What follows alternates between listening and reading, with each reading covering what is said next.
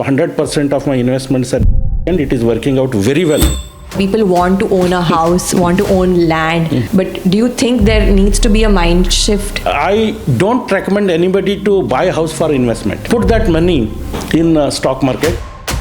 More than 60% of the working Americans have some direct or indirect exposure to stock market. Correct. Were you investing in India while you were in the US? I did invest in a couple of ETFs. A personal money mistake which you would like to share? I think I made a mistake by not doing it early.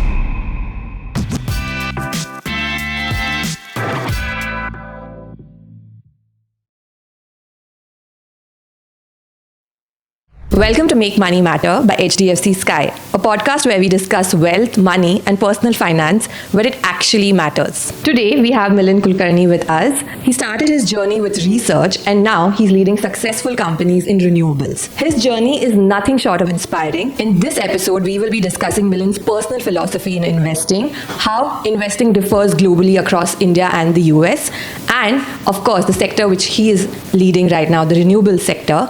And last but not the least, about giving back to society. So let's get started. So let's start from the beginning. Tell us about, where you studied and, how you got into this renewable sector from the beginning. Okay, I'll be brief because if I start telling you everything, I think that is the only segment that will be there in this interview. Obviously, actually, I grew up in small villages in Karnataka, studied in Kannada medium schools, then went to UDCT, now ICT, to complete my chemical engineering. And just like most UDCTians do, I went to USA to get my master's and PhD in chemical engineering.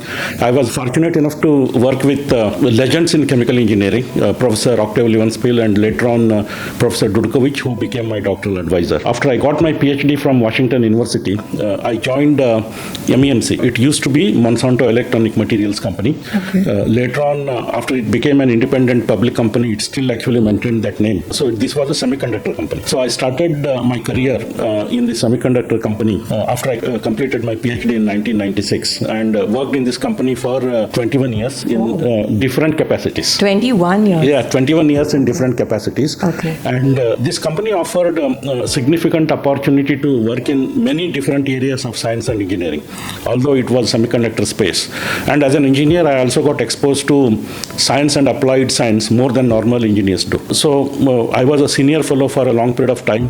Later on, I also became Chief Technology Officer, CTO of solar materials in this company. And one thing led to another. We were involved in developing many new technologies that have become state of the art now in solar industry, and company also at one point had made a transition from semiconductor to solar. So in the end, having the right people, right team, and working actually together with the right team with synergy is required to develop all these technologies.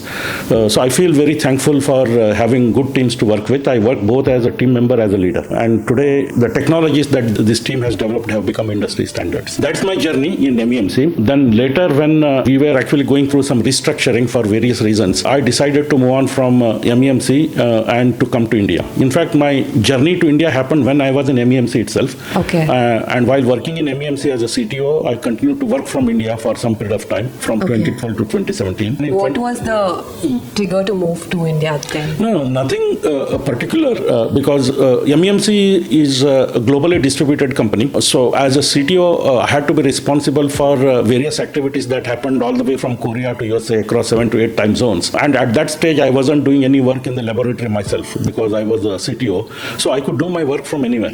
Okay. And American companies at that time were already actually well connected by video conferencing and all other technologies. So even in the USA, we had to do this. Okay. So what I could do from India was no different. Anyway, I wanted to move back to India. Ever since I went to USA, that project got delayed. So I moved to India, continued to do my job from 2012 to 2017 in the same company. But then I wanted to actually do something in India, contribute to Indian solar revolution. So in 2017, I joined Suzlon.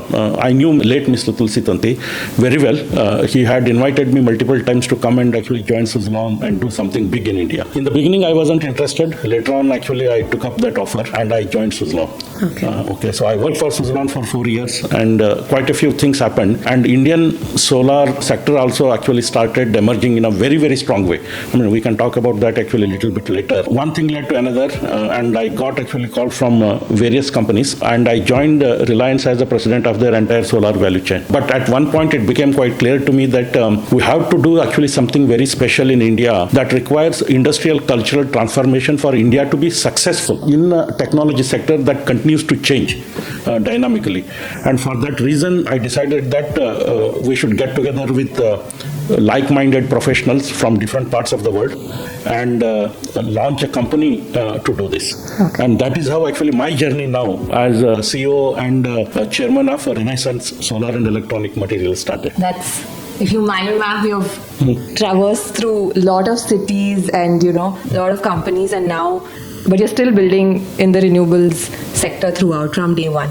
Right. I mean, in the beginning, I was a semiconductor professional, but this renewable sector, the solar silicon sector, emerged from semiconductor industry itself. Got it. So the job really hasn't changed.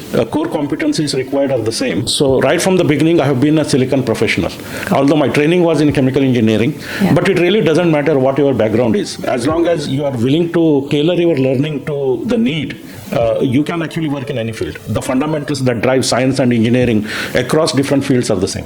Got it. So you started your journey in research and moved away from India and you were in the US. When did you actually first think of investing in the market? Was it back here in India or was it when you were in the US? No, definitely when I was here in India. I mean, in India, we were only actually talking about studying more and getting good education and getting a good job. And even in the USA, even while I was doing PhD, I wasn't thinking of investment at all. Okay. But in the USA, everybody invests in retirement fund. It is known as 401k. And by default, Americans get exposed to stock market because you invest both in bonds as well as stocks in retirement fund. So I think more than 60 to 70% of Americans get exposure to stock market through the retirement funds only. Okay. But these are very conservative funds, and there are various mutual funds available. You don't directly invest in stocks, but in mutual funds and different instruments. So within a couple of years after I joined MEMC, I opened my retirement account. I should have opened it earlier, but anyway, it took some time. It was not mandatory. It was not mandatory, but everybody invests. Okay. In 401k. Okay. So I took some time because I was more interested in research and doing things right. I was completely preoccupied with contributing something to the company. So late 20s. I started in actually late 20s, and I wouldn't actually call it a true investment in stock market. It was a default position everybody takes. But after a few years, I started investing in stock market after I bought a house in the USA. And this was through a very well-known broker in the USA. And ever since then, I have stayed invested in stock market to the extent today, we can perhaps talk about this a bit later. I have diversified portfolio both in India and USA. 100% of my investments are only in equity. Oh. So I feel I have reduced the risk to this extent that I don't need to buy any bonds. I don't need any fixed deposits. So 100% of my investments are in equity, and it is working out very well for many, many years. When did your India investing journey start? Were you investing in India while you were in the US, or once you moved here, you actively thought about investing in the Indian market? No, I wanted to invest in India even when I was in the USA. But at that time, there wasn't actually easy access to Indian market. Okay.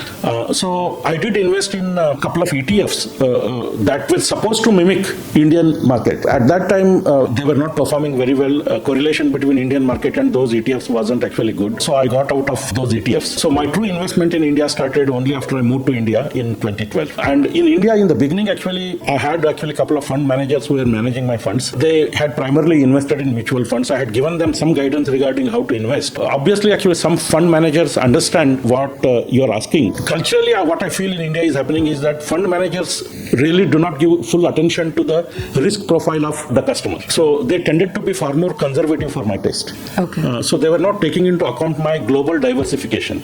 Okay. So because of that, their assumed actually risk I was taking was much higher. So although they were doing a good job, I just felt that it was better for me to invest myself. Later on, I started investing. 100% of my Indian investments are managed by me. Okay. But I don't spend too much time on it because I I invest on the basis of macroeconomic strengths. Got it. So as you know, Americans are more active in investing in the market. Around 45% of household savings in the US go into the market, whereas in India the number is fairly small. It's 5 to 7%. Of course, there's a cultural difference in how we look at the market and how we look at investing. So what is your take on that? Will we get there soon, someday? No, of course we will get there. Now, in terms of number of people who have exposure to USA, it is far more than 45%. You are talking about the investment. Yeah. Because of retirement funds, I think more than 60% of the working Americans have some direct or indirect exposure to stock market. Correct. Yeah. But that is the way of life there. So America is a huge market. There are actually so many successful companies. You get companies that offer you different risk to return opportunity, from big companies all the way to small companies. In India, investing in blue chip companies, mid cap companies is possible, but as you go to small cap, the level of transparency required is also not there. To answer your question, whether India will get there, most definitely, but it will take some time. This requires India to grow in all aspects. The Indian economy will have to actually improve, and the stock market has to become more mature. And already I think India is actually one of the most attractive stock markets in the world. But unfortunately, only few people who have a significant expendable wealth invest. But even today, I think participation of middle class in stock market can increase. Yeah. I think that is what we should focus on right now. Yeah. And more investment happens from people into stock market, better is the growth of India. Culturally, what has happened in India is that most of the Indian companies are owned by just few people. Even actually the ownership of stock is concentrated. Okay. In future, perhaps we will have more and more publicly managed companies. For example, this name I will take, HDFC. Yeah. We need more companies like HDFC that are publicly managed. Various people participate in growth of HDFC by buying HDFC share, and such companies will come. This is part of our effort also. We are in the process of actually setting up a professionally managed company. Infosys for another example. India needs actually more and more companies like that. But these companies over the long period of time will be successful only if more and more Indians participate. So there is a synergy in terms of where India needs to grow and actually how stock market investment habits of Indians need to change. For example, today, I think when you have enough disposable income, at least in tier 2 cities, tier 1 cities have matured to that extent, real estate is looked after. People want to own a house, want to own land. That is still there as a mentality. Correct. What do you think will it take to change? Not necessarily, it's a choice, but do you think there needs to be a mind shift there in those towns? There is actually certain thinking among most Indians that real estate is very attractive and prices you will be able to actually get when you sell your house are extremely high. It really actually doesn't happen that way. But if you make any capital gains on real estate, you'll have to pay more tax also. Well, for middle class, if you are in the business of building and selling houses, that is a different story. Yeah. But if you want to buy a house as an investment, I think actually I would recommend that you buy a house only to live. I still live in a rented place. I live in Chennai. Yeah. Okay, it is a big place, but I'm also a big man. But anyway, so it's a big place. But I don't recommend anybody to buy a house for investment. Put that money in stock market, or you can have a portfolio. You can have some debt funds. You can have actually some stock investment. But real estate investment is something I strongly recommend against for middle class. Okay. So basis all this, is there few pieces of advice from your personal philosophy you would want to give a 28-year-old, not just in investments, right? Investments is a way to grow wealth, but how can they grow wealth holistically? I remember I had mentioned somewhere about building skills. Just having a salary and investing in the market, is it actually even sufficient to build your wealth, or is there more to it? There are two questions there. A skill part I will answer a little bit later. See, there is no one right way to invest. It all actually depends on what are the personal constraints. But I most definitely actually want to suggest that at 28 you should start investing in stock market very intelligently, and it also depends on your lifestyle. Depending on the job you have, you may be making 6 lakhs per annum or 20-30 lakhs per annum. Whatever it is, depending on your lifestyle, you are able to save around 15 to 30%. So whatever it is, you should start investing. And I suggest you be an investor, not a trader. Okay. Not a speculator. People don't understand. Now, I have not checked very recently. Okay. What is the probability that you will lose your invested money in Nifty 50, let us say, that is a national index, right? If you stay invested for 5 years, that probability comes to close to zero. So the risk that you take if you're a long-term investor is very low. So there are two things that are happening. I suggest that unless you are a finance professional who understands the fundamentals of each and every company that you are investing in, invest in national indices. Because this is a law of aggregates. Even when you talk about risk and return, mathematically you may just say, okay, I'm taking higher risk so that actually I expect higher return. But still the level of uncertainty is too high even in prediction. Uncertainty is something you cannot predict, but more comfortable actually you are in kind of assessing what that uncertainty is, more comfortable actually you can become in investing. So you're saying either do your research thoroughly. If you can't do your research thoroughly, you don't have the time, you're not an expert or you're not doing enough reading, right, then play a safer option of, say, the index. No, it is not necessarily safe. It is more predictable and transparent. Okay. When you do it, you can actually continue to increase your withdrawal from this actually corpus and still maintain its value. Because at 4% withdrawal, you are still accounting for the inflation that will happen. Yeah. So year after year, you can start withdrawing at the rate of inflation. Got it. Okay, today Indian inflation is around 6%. I think it is going to be 3%. Not too many people talk about it. Okay. What is the reason? No. It is very simple. As India, I am not talking about tomorrow. Yeah. As India actually becomes a developed economy, obviously actually inflation is going to come down.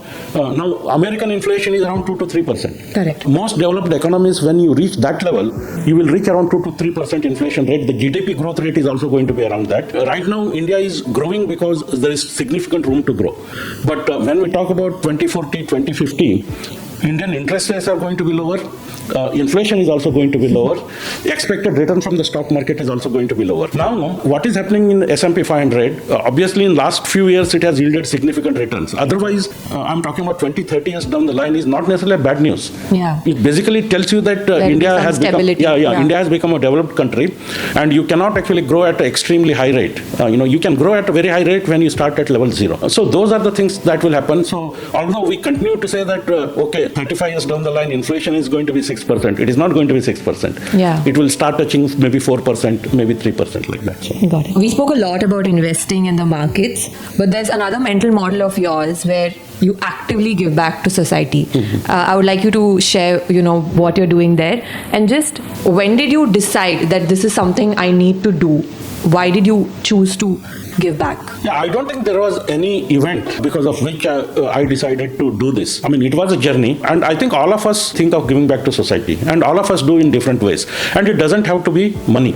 Okay, I'll talk a little bit about that bit later. I don't think there was a step function because of which I said on one fine day I want to give back to society and I want to go to heaven. Okay. So there was nothing like that. There was an intention to do it, and I think every other person has the same intention. But how to do it was a big question. And I was contributing to various charities everywhere, but I really did not know where my money was going. And these are all reputed charities that do good job. Yeah. Still, I did not know exactly what were the results. Okay. And because of that, 4 years ago, now it will be 5 years very soon, we started a charitable trust in memory of my father. It is known as Shrinivasrao Kulkarni Charitable Trust in a small place where I grew up. Okay. So there I'm contributing, but contribution is not very important. I should tell you, when you ask about actually how different people can contribute, although I am essentially contributing most of the funds required for this trust is running because of the trustees who are spending their time. Yeah. There are many childhood friends who are spending a lot of time in making everything work here. So did you go to them with the idea, or did they come to you? Like, how did you decide how you will run? No, in terms of starting a trust, it was my idea. Yeah. But trust is actually, I gave them actually some ideas, they gave me actually some ideas. But in the end, really, there is a consensus regarding what to do. Nearly 100% of the work on the ground at the grassroots level is being done by them. And what is that the trust intends? Oh, there are so many actually different things actually they do. We try to identify poor students who need help at every level, from high school to college, even professional actually degrees, medicine, engineering. That help we do. We also help people in need. We are in healthcare. We also partner with Rotary Club, so Lions Club. There isn't one thing, but our focus is education, because I do believe that education is the most important equalizer. Education is almost like an investment, right? I want to touch upon that because you have invested significant time also in your education right. Before coming to the market. Yes. So that is a topic you do think about time and again, right? Absolutely. No, but as far as my education is concerned, I think it was a blind momentum. I just wanted to study. Okay. This is one thing actually I did right without thinking. Okay. But I recommend that people should invest in education, especially in this era, in a very, very intelligent way. Now we have far better access to education, far better access to good institutions. And beyond that, life is a teacher because all of you are doing your jobs. But what you're learning from your job, if you take a step back and think about it, the brackets of actually standard definitions of your job. In the sense, the fundamentals that are required for you to do your job are the same fundamentals that allow you to do some other job also. In a way, if you apply yourself, learning new skill sets will not actually require inventing the wheel again. You already have that ability. Because I went traditional education today in India get us the jobs or land us professionally successful. Right. Is it sufficient today, do you think, the traditional educational system and what we are building, or is there more to it that will make an Indian successful? See, education system can always improve. There is no such thing as a perfect education system, but that will happen slowly. You can take control of your individual life. Yeah. So whatever you can learn today in schools and colleges is actually sufficient for you to develop different skill sets. For example, I can tell you, I can give you my own example. I'm a chemical engineer by training. I spent my entire career in the semiconductor industry, later in the solar industry. A question was asked during my interview. Milind, you're a classical chemical engineer. Why should we give you a job in the semiconductor industry? What I told them at that time was, if you learn how to read Shakespeare, you know how to read Wordsworth also, because the fundamental knowledge is English. As a chemical engineer, if I apply properly, same fundamentals actually allow me to be a mechanical engineer or a physicist or applied physicist or a chemist, but I just need to apply it properly. So in the end, we know a lot more than we give ourselves credit, but we need to apply it properly. Now, an economist can really understand finance very well and vice versa. Now I'm stretching it. All of you have heard of game theory by Nash. But the laws dictating thermodynamics, equilibrium, etc., these concepts also dictate actually macroeconomics and microeconomics also. So most of the successful people in finance and economics are mathematicians and scientists. So boundaries are only porous. Boundaries are only porous. Yeah, if we think that there are walls between different actually fields, then we compartmentalize ourselves. Very soon, no matter how smart we are, our skill sets are not going to be good enough for this changing world. Today, we have a system that is doing extremely well, and people really don't appreciate how much we take from the system. So for this system to continue to work, we cannot just say it is government's job. In many areas, we can contribute ourselves directly, and we are not doing any favor to society. I mean, you did say that everyone does feel like giving back to society, but the reality is not everyone does take that step, because we do feel that a professional, a salaried person feels we are taxed so much, there's going to be rising inflation, we have so many aspirations and dreams which money will fuel. To negate those thoughts and actually go and give back to society is a shift in mental model. You have to take that, right? So I want to understand from you, why do you feel the need to give back in India? Right. I mean, the term give back is very important because you have taken a lot from society. Whatever you have done in your life, you wouldn't be able to do that in a jungle raj. Even the roads that you use, the schools, the free education that you get, even your ability to invest in stock. Just look at everything. It requires a system. So we operate within the boundary conditions. And boundary conditions are set by society, and it requires enormous effort and a very well established infrastructure. We take it for granted. And this system is working because there are people in the society who are contributing it in different ways. Yeah. And let us first start by paying taxes.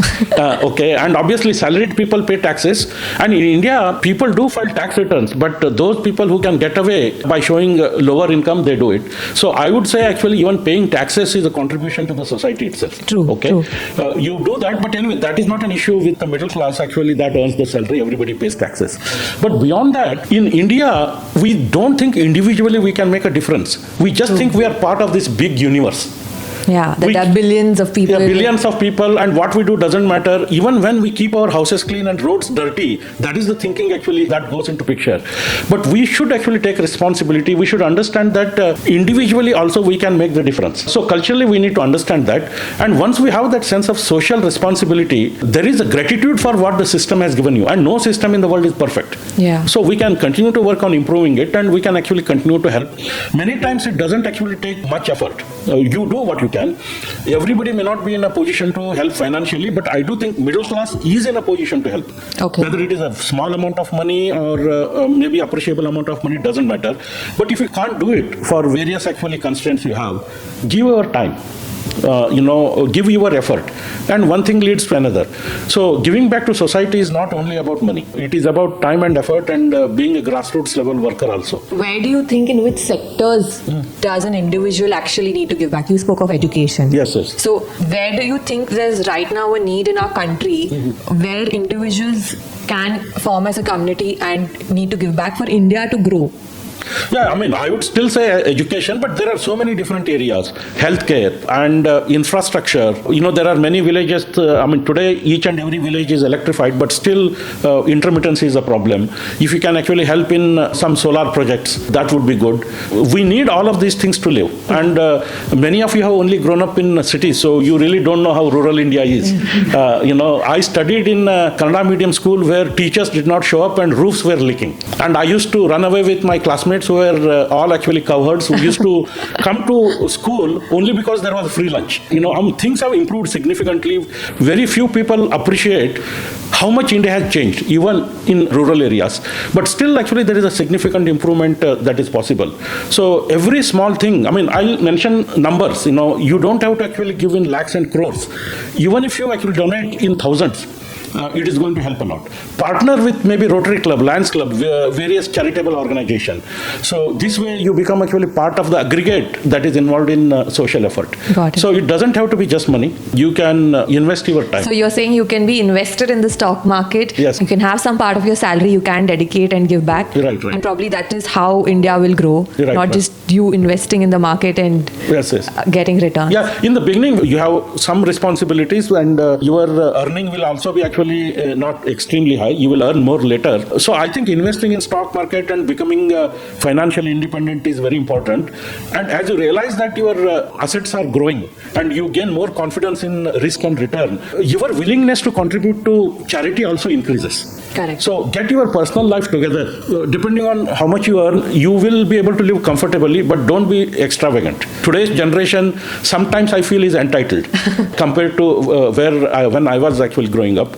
So we should understand that Earth has limited resources, and we can be happy with these limited resources. And we are what our mind is. Yeah. Many times we think we are happy by spending more. That is not necessarily the case. So I think we should also work on how we think and how we become very happy. But that is a philosophical discussion that will need a couple of months, actually. So we cannot finish that in half an hour here. So. On your point on Earth has limited resources, Yes. I would like to pivot to what you've been doing for decades, is the renewable energy. Yes. And now you're been in solar for so many years right now. So tell me about the sector today. It's always in the headlines. People talk about renewable energy, and especially in India, people are anticipating there's going to be a huge growth story for this sector. Being right through the middle of it, what is your point of view? Yeah, obviously we don't have any choice, but luckily solar energy has become the cheapest energy of all the other alternatives that are available. As a species, we are very myopic. We talk about grand things, but all our activities are driven by commercial gains. Luckily, there is a significant commercial gain in solar energy. Today, solar PPAs at the DC level are actually being sold at 2.5 rupees per unit. Okay. Obviously, the delivered cost is going to be much higher. And problem right now is that, independent of geopolitics, for such an important commodity, we need to have multiple suppliers. Yeah. Today, the world supply for solar energy, if you actually go deeper, essentially is coming from China only. Depending on which node you're talking about, from 100% to 80% of the solar products are coming from China. And it is nothing to do with a particular country. I would say this even if it were India. For example, when you buy oil, there are multiple actually choices. Correct. But for solar energy, which is today important, it is going to be even more important in future, there cannot be only one supply source. And if you look at what other country can emerge without government policies over the long period of time, as part of this China plus one policy or idea, it is only India. Technology piece, many other countries can solve. It is not an issue. Okay. But you cannot make solar energy or solar modules at the cost required to be globally competitive in OECD countries. And there are some smaller countries where you can do maybe a little bit cost effectively, but skill set availability is not there. So India is the only country, in addition to China, that can emerge as a global supplier. employer. Now, as far as the importance of solar energy, this I want to emphasize. We are living through two revolutions right now. Okay. One is the digital revolution. Yes. Other one is the energy revolution. Yes. And there are various predictions, and I do actually believe in this.